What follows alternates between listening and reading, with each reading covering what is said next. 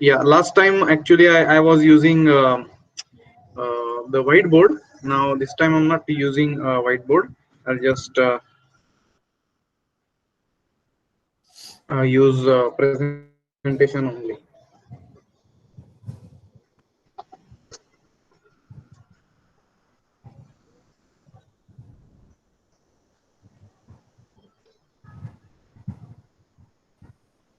Okay. Am I audible? Yes, you are. Very good. Okay, now let's move on.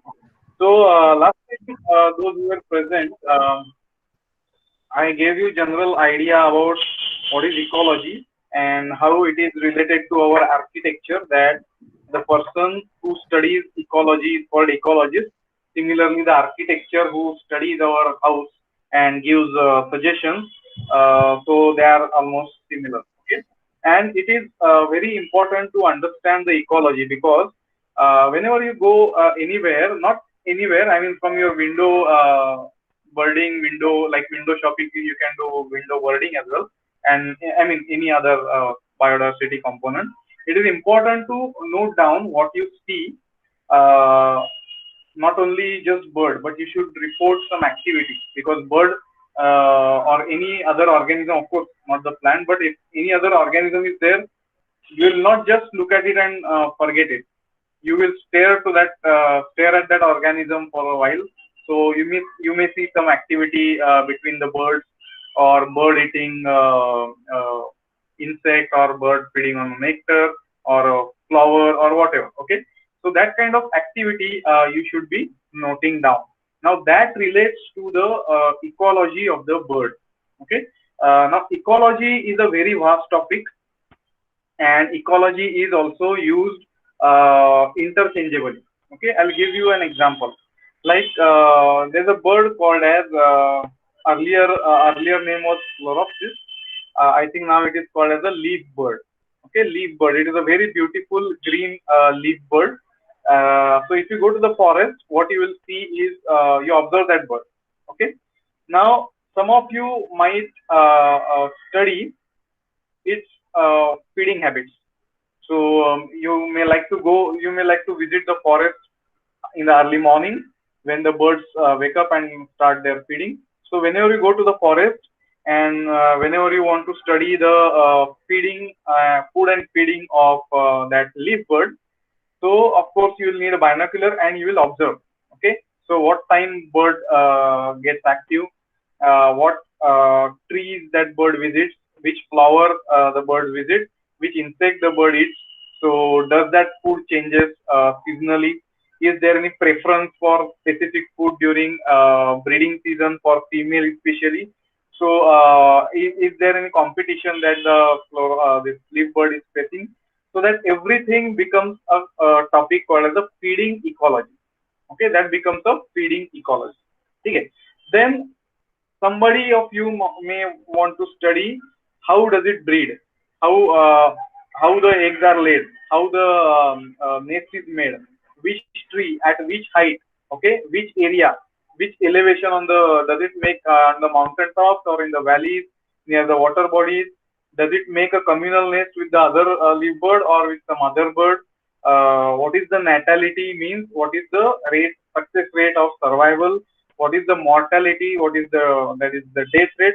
So that everything related to breeding can be termed as breeding ecology. Okay, so we have seen feeding ecology, breeding ecology. Okay, then you can have the bird, let's say the study on the population of the bird. Okay, leaf bird. Okay, it is a small green colored bird, bigger than a sparrow. Okay, maybe myna size. So you go to the forest and you will observe regularly. You will select a patch, you will select the area, and you will observe how many leaf birds are there, how many are male, how many are female, how many are young ones. What is the density? Means do you find these birds specifically gathered in specific area? Is that gathering related to feeding only, pertaining to some flowering or fruiting, or is it permanent? Okay, so that is called as a dispersal or distribution. So you can study that population of that bird. Okay, so that is called as the population ecology. Okay, now leaf bird normally would like to feed on, I mean, it is a mxivorous bird, and there is what is called as a mixed hunting party. So the bird will be feasting along with the other species. Okay, like well, I'm not bird expert, but maybe myna or bulbul or whatever. Okay, so these mixed hunting parties will move together from tree to tree. Okay, so of course, being in a community, that will save their life. There will be vigilant eyes to see if any predator is approaching or not. So there are many benefits to that. So you will study that community as a whole. So we'll study how many chlorophysts are there, how many male, how many female, which are the other birds, which are the species, which are the gender, which are the area they are concentrated. So that becomes a community ecology. So all these ecologies, when you combine, it can become a holistic or I mean ecology of a leaf bird. Okay, so ecology, though although does not directly relate, I mean per se to the surrounding, but it can relate to the individual of the same species, individual of the other species, abiotic factor, biotic factors. So okay, those are new. Abiotic factors are the non-living factors that include air, water, temperature, etc. And living factors include all living organisms. So organisms, interaction between organisms and abiotic factors, and interaction between abiotic factors. All these contribute to a ecology, and it is very important because nowadays the time has come not just to identify the bird or animal and just leave it. Because you know the way the habitats are changing fast, you should know that how the animal, a bird or an insect or whoever is, whether it is adapting to the changes or not adapting to the changes. Okay, whether it is moving, uh, extending its range, etc. Okay, for example, uh, in case of butterflies, it is slowly. I mean, I did not come across any paper, but there's a general trend that the butterflies found in South India, they are moving little bit northward. Okay, like there's a report of Malabar trinium from Bhima Shankar, and this peacock, banded peacock from Tadoba. So which was, it was there reported earlier, but in last say few decades it was not reported. So now they are seeing continually. So probably they are extending their home ranges, extending their range of everything where they are found. Okay. So again, that is related to the ecology. Okay. So I think I'll share now a screen. Just hold on. Yeah. Uh,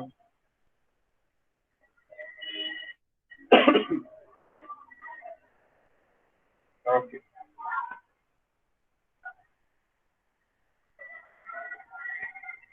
Can you see something? Okay. Yes, yes. Yeah. Yes, yeah. So I'm just taking an example of this. Okay. So I just downloaded a photograph of Kana Tiger Reserve, and you can see there are red dots and yellow dots. Now you know the tigers in Kana, they have their own areas. Okay. So there are different means. I'm just giving an example. Okay. So there are different means of. I'll just hold on. I'll just stop my video so that I will save my bandwidth. Okay. Yeah. Sorry. Yeah. So the tigers in Kana, they are. Amol, your screen is gone now. No, no, I'm just showing. I'm talking. Okay, okay, okay. Yeah. So you know, Kana is famous for tiger. Now there are different means to locate the tiger. Okay. Many of us have gone to Kana Tiger Reserve or any of the tiger reserve, and we go through the gypsies and we spot the tiger. So not you, but the guide. Just hold on. Okay, not you, but the guide and the driver, etc. When they go back, they report it to the range office that they have seen tiger in this area.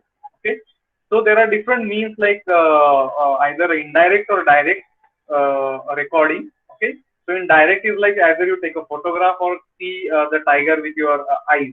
Okay. And indirect means you will see pug marks or the tiger's cat, that is tiger dropping, or a tiger keel or claw marks on the tree bark. So many things. The best thing to record its spotting, to note down it on a map, is the radio collar, which is normally done for tigers. Put a radio collar on the tiger and take a reading every regular interval. So here you can see that uh, there's a tiger 1 and tiger 2, okay, yellow and red. Okay, so here you will see that there are red spots scattered and yellow spots scattered. So, particular location of a tiger was taken, let's say, every morning at 7 a.m. Just an example, okay?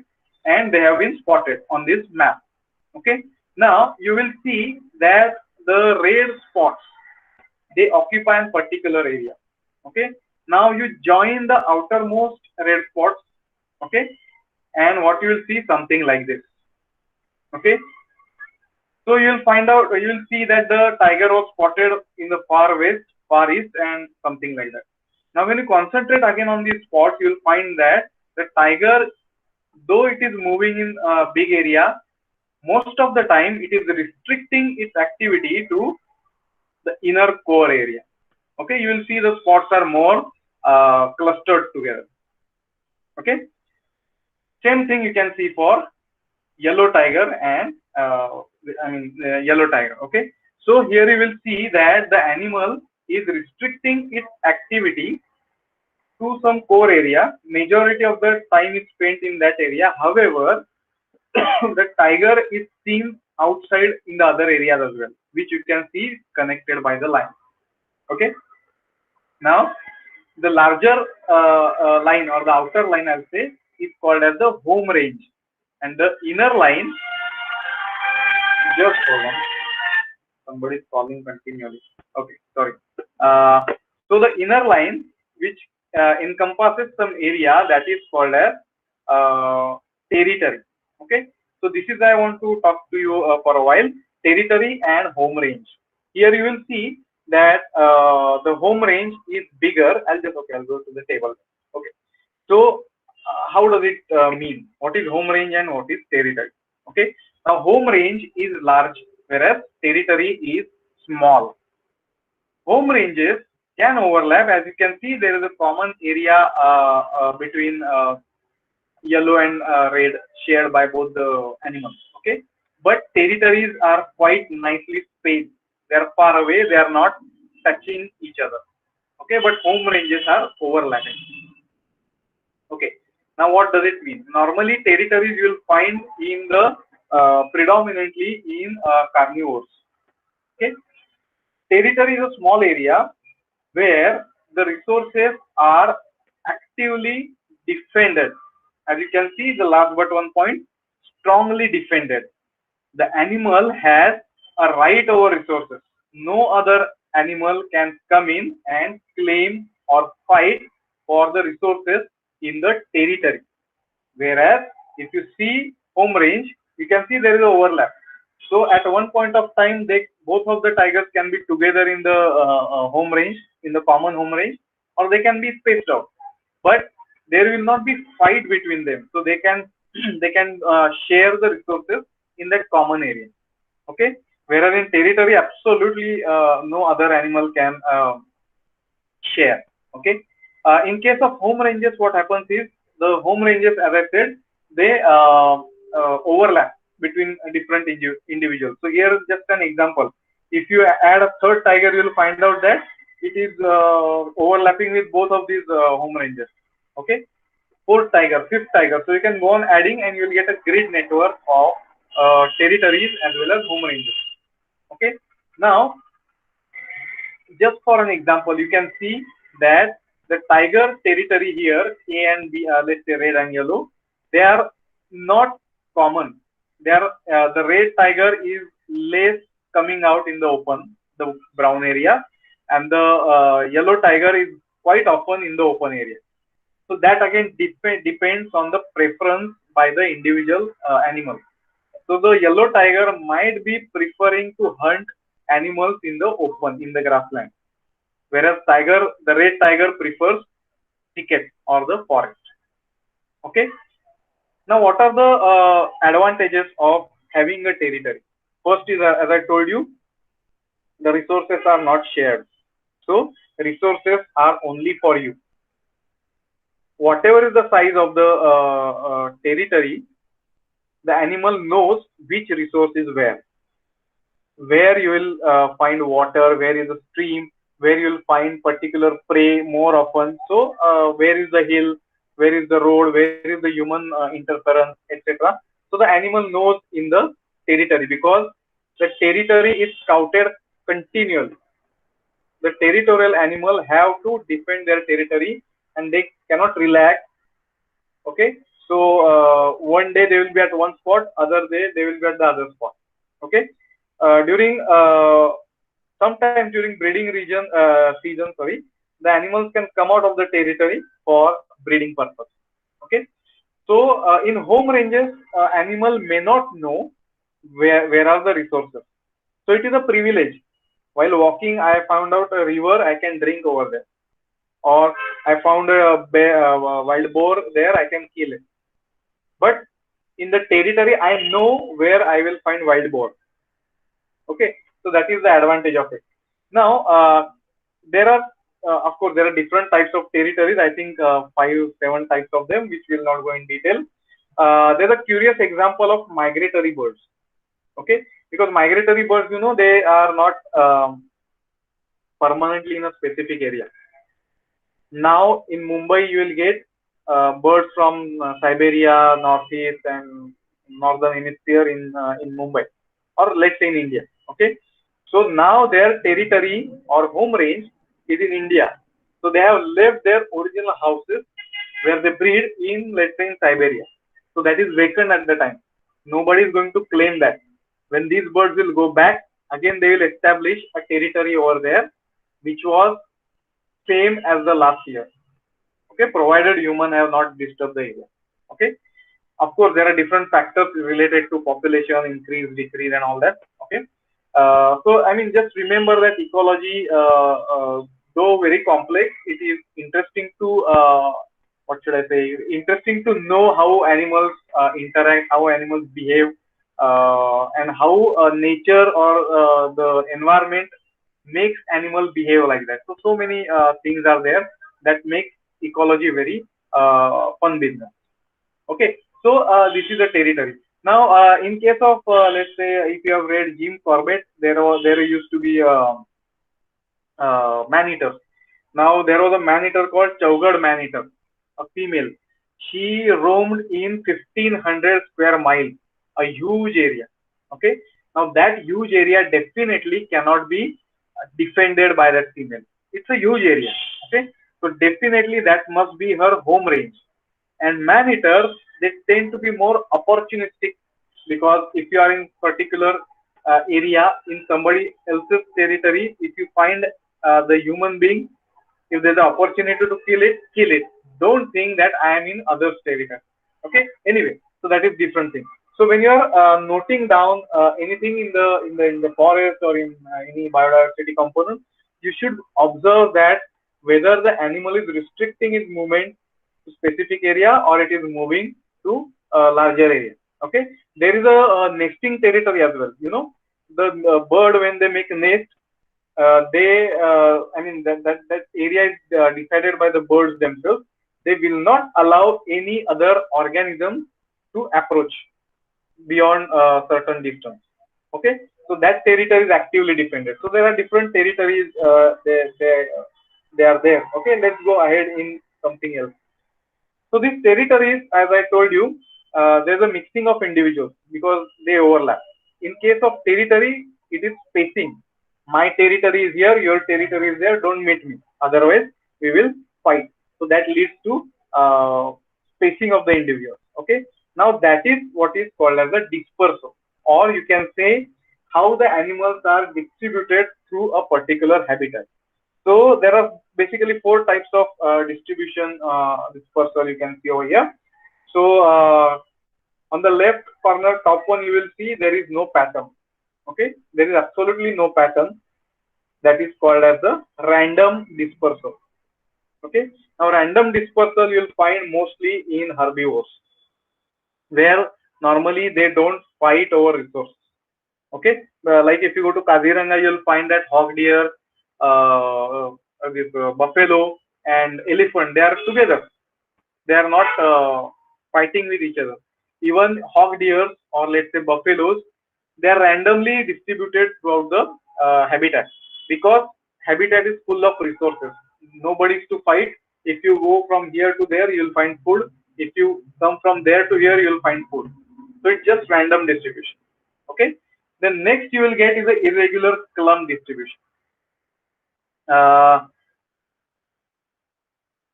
this kind of distribution you will get in probably mostly in the communal animals. Okay, depending on the availability of the resources, and also if they are territorial. You know, in some communal animals, they defend their territory, so they will space themselves from one another and form a group. Okay, so but it is irregular. Okay, so like you will see let's say migratory birds in Thane Creek. So at some point of the time, you will see that animals are mixed together, random. Sorry, the birds, they are mixed together, random dispersal. Okay, godwits are mixed with some other organisms. Even godwits are 10 godwits are at one place. Here in the front of you, there's only one godwit, etc. Okay. In irregular clump, you will see that there are 10 godwits here, 5 godwits there. There are two in between. Okay, so something like that. So that is again dependent on the food resource. Also probably, because they come in groups, travel in groups from their home. So that bonding might be there between them. So that causes irregular clumping. Then you will get regular spacing. Normally this kind of thing you will find in this thing, carnivores. Okay. I don't remember any example where carnivores they mix. Of course, occasionally there are exceptions where they mix, but not always. Okay, so they form their own territory and no mixing occurs. And the last one you will see is called as a regular clumping. So animals will form definite group. There will be no individual in between. Okay. So this kind of dispersal you will see in animal kingdom as well as plants as well, not only in animals. Okay. So what are the means of dispersal? The land bridge. Okay. The land bridge is not the man-made bridge, but a land mass, or I should say a piece of land or a bridge of land which connects two big land masses. For example, the best example can be given is a Central America, which connects Northern and Southern America. Okay, so that is a land bridge. Now, that's the only means of animals coming from north to south or south to north. Okay, now the marsupials, the animals with the pouch like kangaroo. So there are marsupials, they are found in the Mexico. There are marsupials who are found in the Southern America. Okay, so they were distributed like that because of the Central American bridge. During glaciation, when temperature was high, the Central America was below water, so there was no communication. But when ice age came, water level of sea level went down and land bridge was again formed. Okay, so that leads to the migration of the animals. Okay, then natural rafts and driftwood. Now you should see, I will not go in detail of this. There's a fantastic example of how these birds, even plants, animals, they populate a barren island. In 1883, there was the largest explosion of, let's say, volcano the mankind have ever witnessed. It is somewhere near, in Indonesia, there between Java and Sumatra. Okay, that is called as the Krakatau. You should read that history. Okay. Now, out of that few square kilometer, only few hundred, 1 or 2 kilometers patch of the land was remaining. Every other piece of land or island was disappeared. Okay, still within 20 years, first plant appeared. And there is a nice study how uh, the island was again repopulated. So I think within 20-25 years, again the birds and animals, they return to the island. Okay, and this is only because of the natural raft, because the landmass was nearby. So during the cyclone or something, the tree fall down along with the seed also fall down, and it drifts to the barren island, and it can emerge there. So along with the tree, some rodent, some lizard, some snake also can travel. Okay, and that kind of dispersal is always favored by favoring gales. Gales means the wind, strong wind. So in the specific direction, normally, you go to the forest, you will see the seeds are flowing, not flowing, sorry, going through the air. Okay, so that is because of the wind. Okay, now again it is a probability. If the seed lands up in a good area, it will germinate over there, otherwise it will be wasted. So that is nature's law, but the wind helps for the propagation. The next is transport. Transport is like, the birds, they eat specific fruit, along with that they eat seed, and they move to the other area, and they will drop the seed through their stomach, defecate. Now the seed will germinate, let's say few kilometers to somewhere else. So this is a transport system or courier system given by birds. Okay, and the last one is of course humans. I will not go much in detail. Like humans, the best example is how the island life, which is endemic of New Zealand, is being threatened by the rats, the dogs, the cats, which came by the boats through through the boats which humans came there. Okay, so that is how the humans can cause dispersals of the organism. There are different barriers. So topographic barriers. Okay, so which means that Himalaya.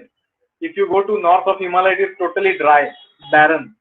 Okay, on the south you will see our Indian subcontinent.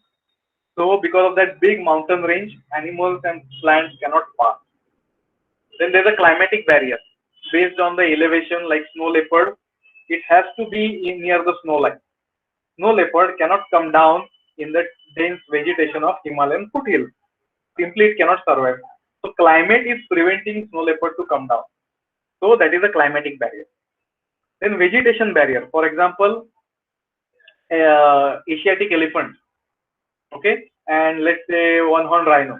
Asiatic elephant, you'll find more into the forest, rare into the grassland. Whereas rhinoceros, you'll find in more into grassland. Or let's say giraffe, you'll find more into the grassland. So that is a vegetation barrier. And the last one is water bodies. Big water bodies between land mass do not allow organisms to move from one piece of land to the other. The best example is tiger and leopard. Now, you don't get tiger in nature in Sri Lanka, and leopard is there, Yala National Park. Leopard is naturally found in Sri Lanka. So when India and Sri Lanka were connected, leopard was already there, so it could move from India to Sri Lanka. Later on, when glaciation occurred, the the Gulf of Mannar between India and Sri Lanka, the region got submerged into the water. So Sri Lanka got separated now as well. So during that glaciation, water level rose up, and by the meantime, tiger also reached southern part of India, but it could not cross to Sri Lanka because it is separated by sea water. Okay, so water bodies also play a very crucial role in dispersal of animal kingdom, animals and plants. Okay, now let's see. I'll just quickly touch upon this, which we have seen last time: food chain and food web. Okay, so producers are the plants, primary consumers are the herbivores. Okay, secondary and tertiary consumers are the predators, carnivores. Okay, then we have seen how energy loss is there between the levels. Okay, so the plant have highest amount of energy, whereas tiger, let's say, has very less amount of energy. Okay, now energy and power don't confuse. I explained this last time as well. This is how energy is transferred from sun, solar energy, to plants, plants to herbivores, to carnivores. Okay, and this is how energy level goes on reducing. Okay, the example I gave last time is a tiger and a deer. If you ask them to race, the deer will win. Okay, because deer has more energy because it has a lot of carbohydrate content. Okay, whereas tiger will not run for longer distance as that of the deer. If you ask tiger and deer to fight, who will win? Obviously, the tiger, because tiger has built up muscles feeding on herbivores. So tiger is not feeding on any carbohydrate diet, partially of course. So predominantly it is feeding on muscles of the flesh of the herbivore. Okay, so tiger builds up its own muscles. So the muscle power is very high, but the generator which is generating power for muscles to work is less in tiger. Okay, so in case of deer, you will see it is feeding on carbohydrate, plant matter. So muscles don't develop much. Okay, it cannot have a thick paw as that of a tiger. Okay, so that's what. Now let's see the interaction. So I started this topic last time, but we had to stop because of the want of time. So what is interaction? So interaction is a stimulus generated by one partner to which other partner generates a response. Okay, so like now interaction is going on. I am talking and you are listening. Okay, when lecture will end, if you have questions, you will talk, I will listen. Okay, so right now I am giving you, I am a partner one, I am giving you stimulus, you will think and you will respond at the end of the lecture. Okay, so this is called a interaction, and interaction is there in every what should I say, strata in biological world. Okay, without interaction life is dull for organisms. Now remember, plants also interact with each other. Okay, now all of us know world wide web, www. We type normally when we type websites. Now there is a fantastic term coined by scientists. I forgot the name. It is called as the wood wide web. Wood wide web. How plants communicate with each other. Okay. Normally we feel that plants do not communicate, but it is not like that. If you dig out the ground below plant, you will see that there are optic cables already laid. Okay, not by any company, but by the fungus. There are multiple species of fungi which connect plant and they act like a messengers. Okay, so you may wonder that sometimes the uh, plant flowers and sometimes not. Same plant sometimes will not flower in the same season next year. Okay, so plant normally decides. Of course, there is a stimulus from season, but without irrespective of season, if feeding pressure is too much, the plant may not produce flower. Instead, it will produce something else. Okay, I'm just giving example. Okay, so there's a fantastic book called as The Secret Life of Plants. Just read that by Peter Wolleben. Okay, that gives you an amazing insight on plant world. Anyway, so this is the interaction. Okay, now there are different means to interact. Physical means like touching each other, pushing each other, fighting, whatever. Okay, like in case of macaques or the monkeys, there's a preening. The one person, the one monkey will sit in front of the other monkey back, showing its back, and the other monkey will take out some parasites from the hair. So it is also kind of an interaction which strengthens the bond. Okay, then there's a sound. Animals communicate with the sound.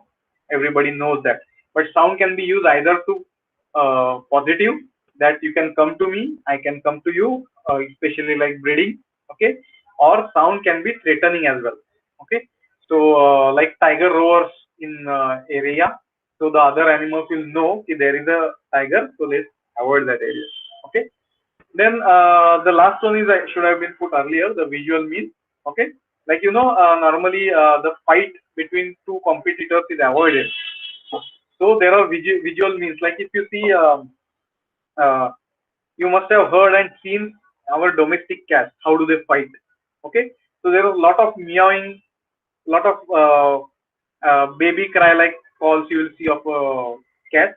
Along with that, just observe the behavior of the cat. The uh, the the cats, they look at each other. Okay, and based on that they judge each other.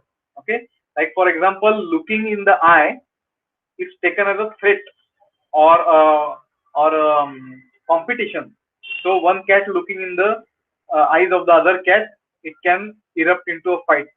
Okay, whereas not looking into eyes is the kind of submission. Okay, something like that. Okay, and it is always aided by the sound.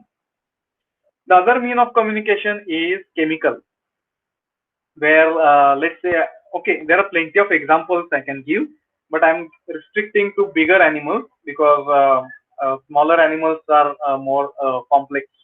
Okay, now tiger marks its territory by urination, putting it spraying his urine on a tree.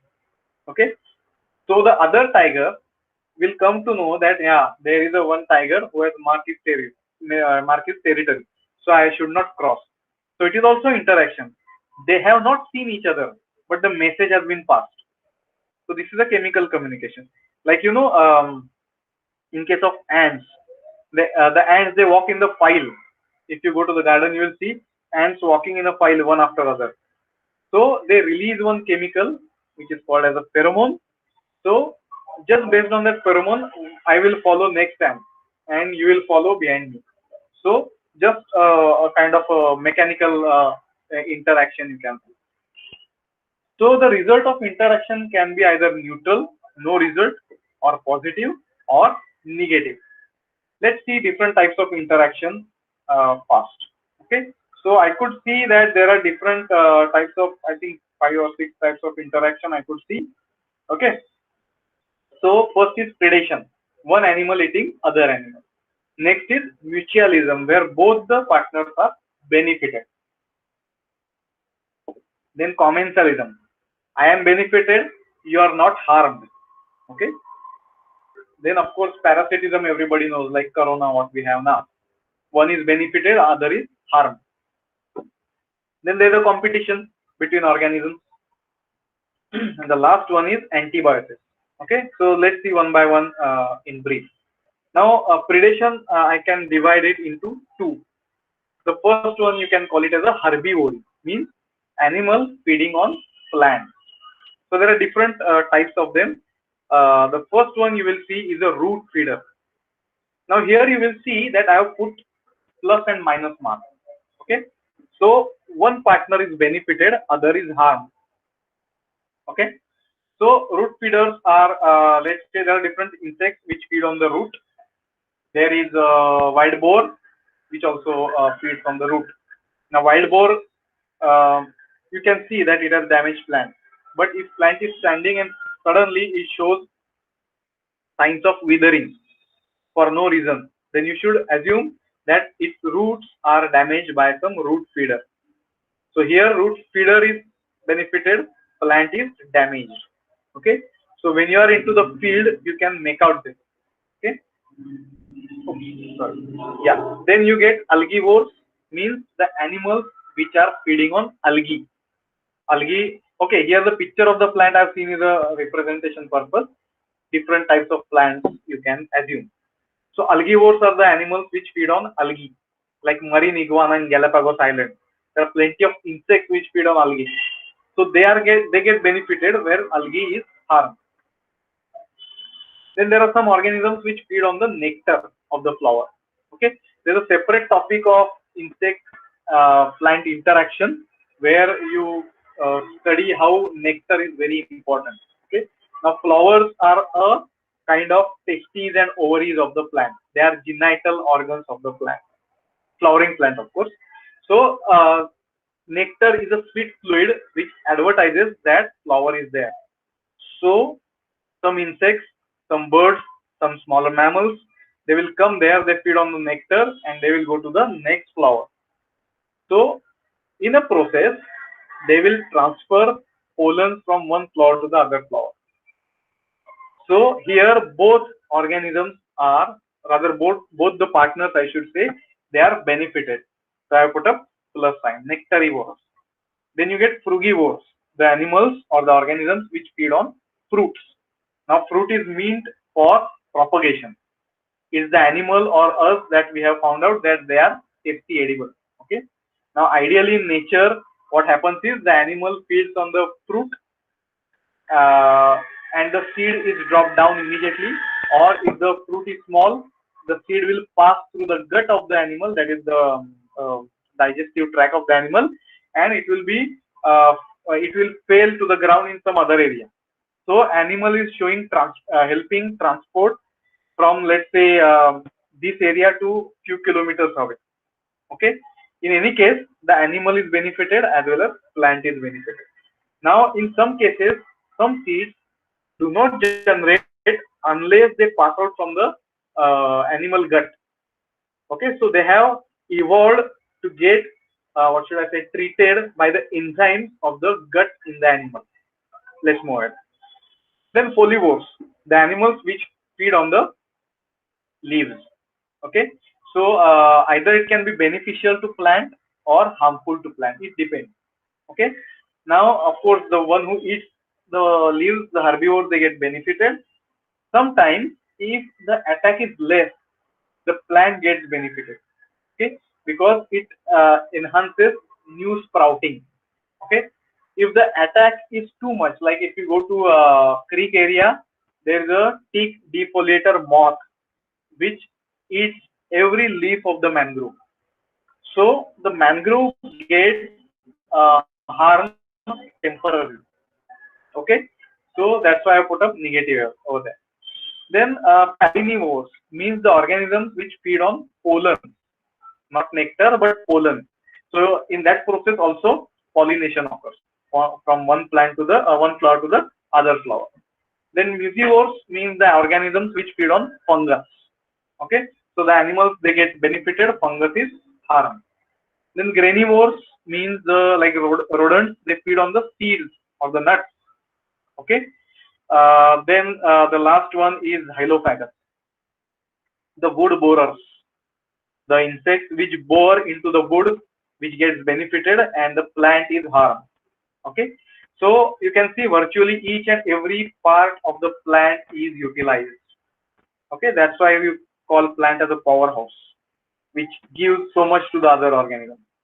Okay, here you can see that plants also do a bit of weak defense in case through chemical defenses, toxicants, and also sometimes they have thorns. Okay, which does not allow animals to feed on. There are different means. Okay, but there is a arm and race evolution or competition. Suppose I am developing atom bomb, you will also develop an atom bomb. Okay, suppose the plant has developed toxic into that, the butterfly caterpillar has also evolved to digest that toxic. Okay, so there's a continuous development, continuous evolution of weaponry. Okay, happening in this kind of interaction. Now there's another kind of interaction where plants they feed on insects. Everybody knows that insectivorous plants. But remember, these plants are not solely dependent on the insects.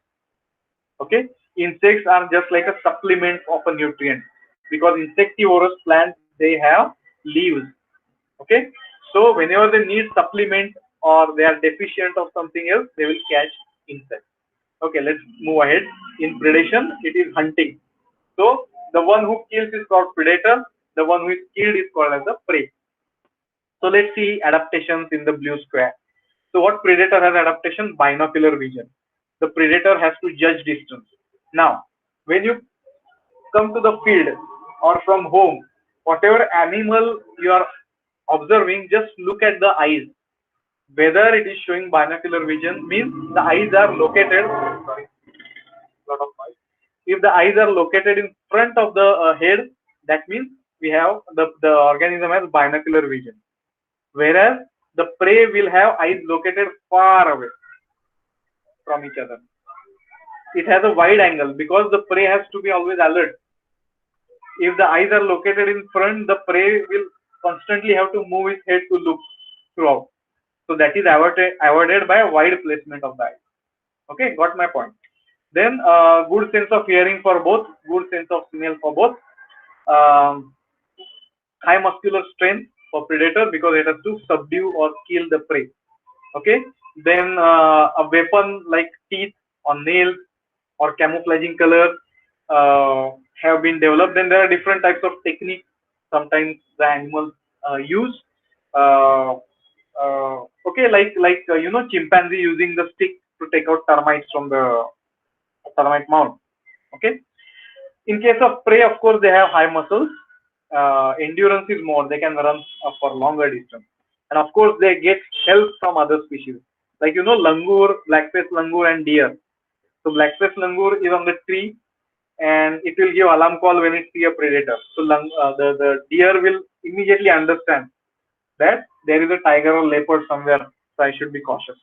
So prey will get help from the other species. Of course, similar species, not from the predator. Okay, but there are cons to this as well. Okay, let's see what. Predator has less endurance. Means, as I told you, tiger cannot run longer distance. A cheetah cannot run longer distance simply because its body temperature shoots up too much. Okay, which I mean, the cheetah has to stop. If it runs on its reserves, it will die. Okay, then the predator has to work alone. There are communal predators, but majority of the predator you will see they have to work alone. Okay, because of that they have high rate of failure. There has to be constant trial and error. Okay, then they are territorial. Predators have to be territorial, otherwise it will be a competition between predators to share the meal. Okay, now what for the prey? There are many blind spots. There is a wide angle vision, but exactly in the front of the nose there's a blind spot, or just in the back of the head, where the animal cannot see. It has to tilt his head, move his head. Okay, then if the prey is weak physically, it will be immediately caught. Then, since the prey has to face different species of predator, like killing method of a leopard is different than that of a tiger. Okay, so deer has to understand that. Okay, anyway, deer doesn't do a lot of logical thinking behind that, but it should know that it can be deer or it can be leopard or a tiger. There's an instinct to run away from it. But the fact is, deer has to face the leopard jumping from the branch or tiger pouncing from the grass. Okay, so now when you see migratory birds, they are coming from Siberia to Mumbai, let's say. So there are different stopovers. Okay, so when they enter India, they may stop at Haryana.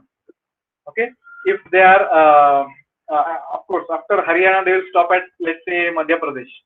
After that, they will come to Mumbai. So at every stopover, they can face different predators. So they have to be really cautious. They have to be really wary of different types of predators. Okay, so this is a predation. A mutualism is a kind of marriage between two organisms where both the partners are benefited. Okay, so one partner can be connected to the other partner, partner 2, partner 1 to partner 3, partner 1 to partner 4. In turn, partner 2 has its own partners other than one. Okay, so it can be a web of partnership. Okay, now what happens is this is called as a facultative mutualism. Okay, for example, let's say one flower. Okay, any flower you can think of that you treat it as a partner 1. So there can be different partner 2, partner 3, partner 4. Partner 2 can be some insect, partner 3 can be some bird, partner 4 can be some small maybe squirrel, or partner 2 and 3, 2, 3, 4 can be different species of insects. Okay, so it is a mutualism between let's say 4 partners here. Okay. Now all these partners have developed a bit of wide array of morphological adaptation. Like butterfly can sit on different species of flowers, so its proboscis is longer. Okay. Now this is called as a facultative mutualism. Now what happens is there is a fantastic example. I don't know whether I gave, but there's a orchid called as the Star of Bethlehem orchid, ground orchid, I think, a lily variety probably. It is found in Madagascar. Now that specimen, uh, rather I should say that species has only one mutual partner, only one moth. It is called as a Darwin moth. Okay, no other insect will pollinate that flower. Okay, now why it is called Darwin moth? Because Darwin had already predicted its occurrence. Because Darwin received this flower in London and he observed the flower characteristic and told that there will be a let's say some insect which very long proboscis and whatever description he gave. Now initially nobody found the specimen, the insect, but after 100 years, when scientists were studying this flower, in the night they could found out that only one species of moth comes to this flower, no other species. Now this kind of mutualism or marriage is called as the obligatory. They cannot survive without each other. Their morphology or the physical features are adapted such that they can feed each other. No other insect can come to that flower and feed. Okay.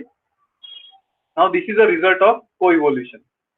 So maybe few thousand years ago, this Darwin moth could have been feeding on some other flower, but it found out that this flower is better for me.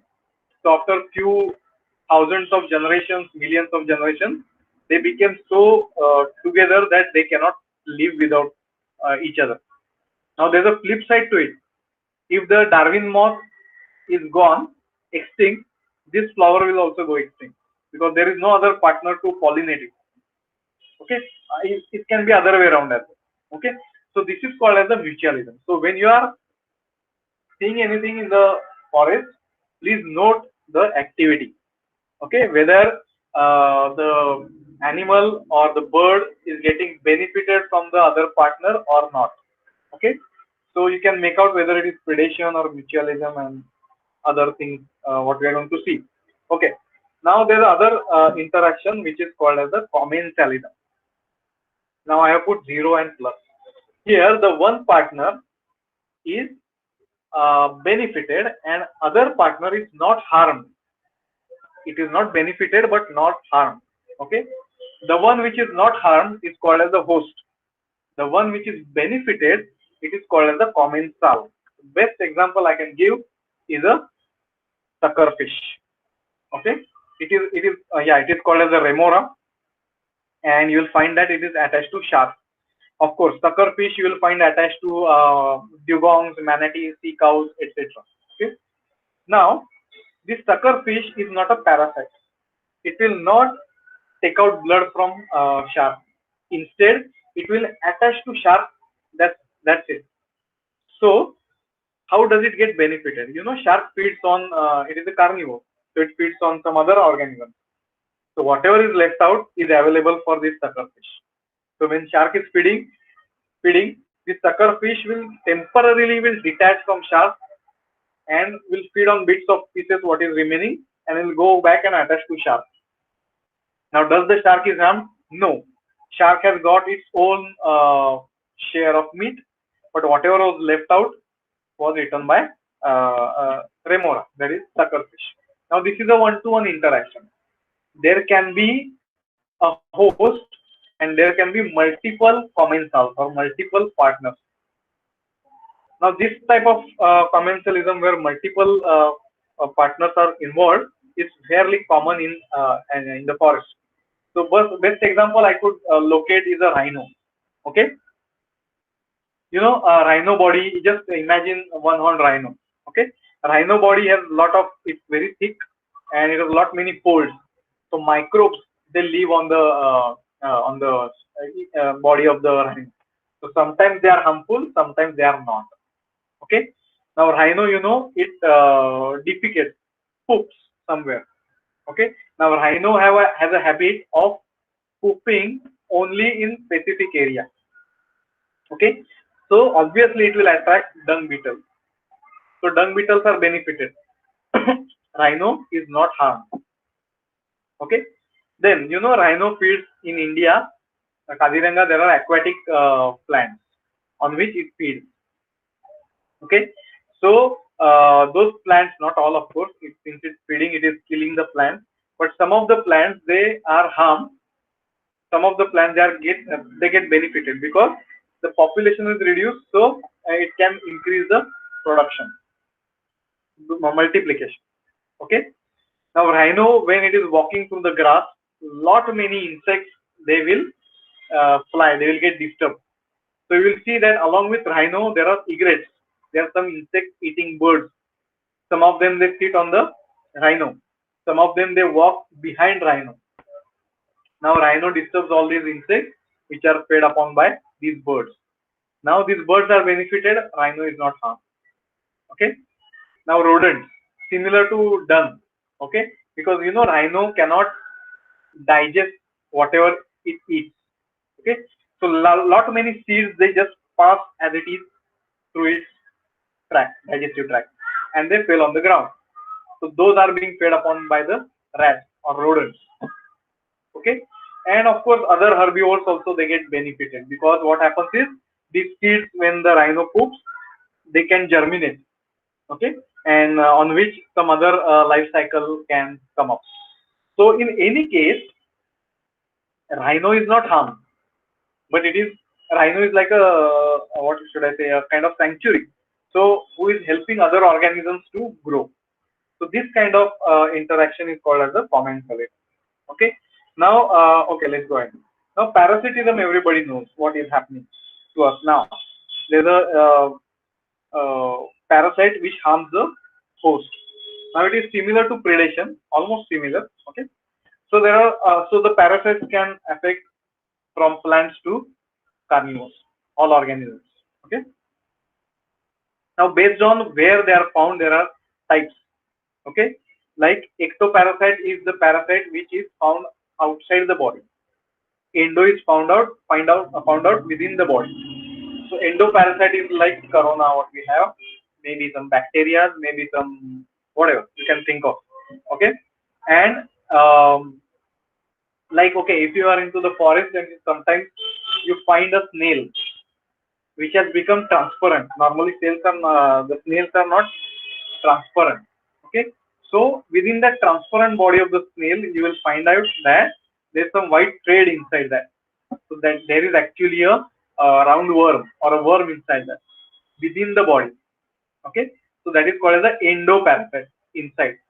And sometimes when you walk along the forest, leech will bite you. Okay. Or mosquito will bite you. Or any other tick, mite, anybody can bite you. So that is called as the ectoparasite, which is outside your body. In any case, they are going to harm you. Okay. There are some parasites which can live inside the body of the host while outside as well. Okay. Those are called as the facultative parasites. While some parasites are obligatory, they require only host. For example, corona now. Okay. It cannot survive outside. If it is on the ground somewhere, it will die after some time. Okay. So it needs somebody else's machinery, that is the host. Okay. So in any case, parasite is benefited and host is harmed. Of course, there is another side that if you study immunology, the host will get antibodies or the chemicals in its body ready for the next attack. Okay. So immune system will remember the attack. Anyway, that's not that is a physiological detail, will not venture. So what I want to say is, when you go into the forest, you will see sometimes that there's a frog with a leech attached to its throat, or sometimes you'll see a caterpillar dead with a cottony thing coming out of it. So it can be fungus, it can be fly as well, fly cocoon as well. Okay, so please observe that. So of course, endoparasite you cannot directly see, but you have to see the behavior of the animal. In case of plants, of course, you will see fungal infections quite clearly, like the concentric circles on the leaves. Okay, so many parasites are there. The last interaction. Okay, sorry, I will not go in very in detail of this thing. So the parasite has to develop lot many things. Okay, it has to uh, protect itself from the digestive juices inside the body or the chemicals inside the body of the host. Okay, so some parasites literally don't have eyes. Okay, they cannot walk. It's just a flat mass of cells. Okay, they have only one sucker through which they will suck to the attach to the host and will drink blood. Internally, they have only digestive system, that too very simple, reproductive system and excretory system. Nervous system is also very less developed. So parasites have evolved, let's say, more by reducing some of their adaptations. Okay. Anyway, we'll not go much in detail. So host also tries to avoid parasite attack by different defenses. Like our skin does not allow parasites to enter easily. Okay, our tears, okay, our sweat does not allow parasite to grow. Then of course when it is inside, it will not, there's a interaction, so chemicals, so which will not allow uh, the organisms. I have written here over like use of external agents, like there's a bird, I don't know, okay, it's not found in India. There's a bird called as the oxpecker, which you'll find in the Africa. So these birds, they actually pick up ticks and mites and other insects from the buffalo or a rhino. So it's like a cleaning service offered by uh, those birds.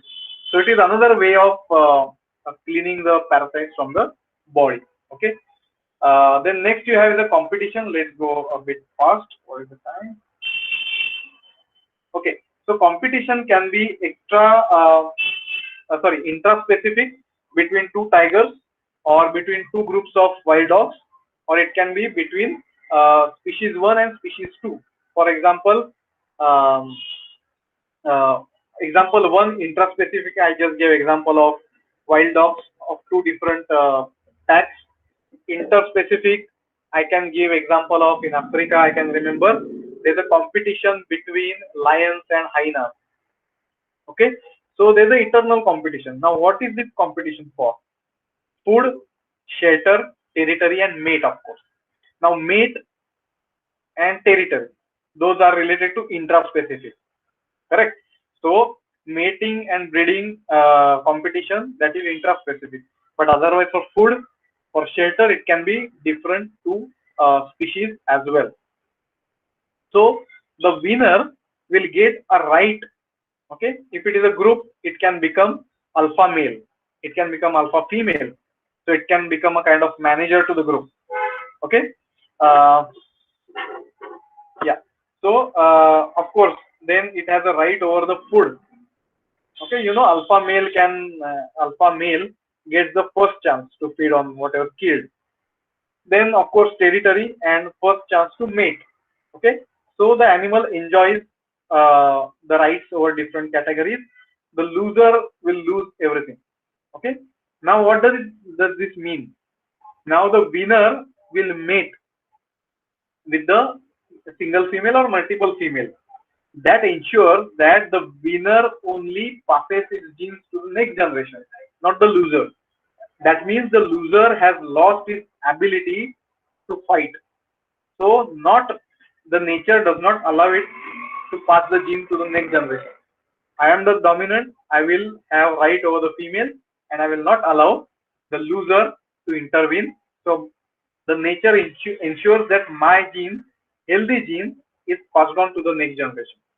You will see a best example of a beach master in elephant seal. Okay, elephant seal, they have a big area of a seashore controlled by them. It is called as a harem, where multiple females are there. So male will mate with most of them. Okay, if there is an intruder male, there will be a vicious fight, and the loser will have to go. If the original male loses, he will have to go. He will have to go. The winner, the intruder male, will again then breed. So the nature ensures that dominant and healthy genes are passed on. Okay. The last interaction is not fairly visible, let's say, in the nature. It is happening, but it is most seen in the laboratory where you culture microbes. So antibiotics is basically my secretions, my chemicals kill other organisms. Okay, like here you will, in the picture you will see the blue one is the penicillium, the fungi, which is secreting so many antibiotics, which is killing the this thing red bacteria. Okay, so it is a kind of antibiosis. Of course, it is very much there in the nature, but it goes behind the curtain. We don't know. Okay, but this is found in the nature. Okay, now this was the last slide, I think. Thank you. Now when you are into the doing any kind of I think I'll stop sharing and I'll come back to the screen. Okay, now I'll just turn on the video. Now when you are into the forest documenting anything, next time, maybe today, tomorrow, when you see anything outside, try to put the interaction in these categories and just find out whether you can do it or not. Okay, uh, just summarizing the talk. Ecology is very fascinating topic, and identification is not everything. Once you know who Amol is, fine, but what Amol does, ecology of Amol is important. Okay, so next time whenever you go anywhere into the forest, wherever you go, please note down the para things what you see. Okay, climate, temperature, trees or whatever, any interaction, territoriality, home range, migration, feeding, breeding, whatever you see, just don't write you have seen flamingo. Write down what flamingo was doing. Okay, that becomes a holistic approach for documentation.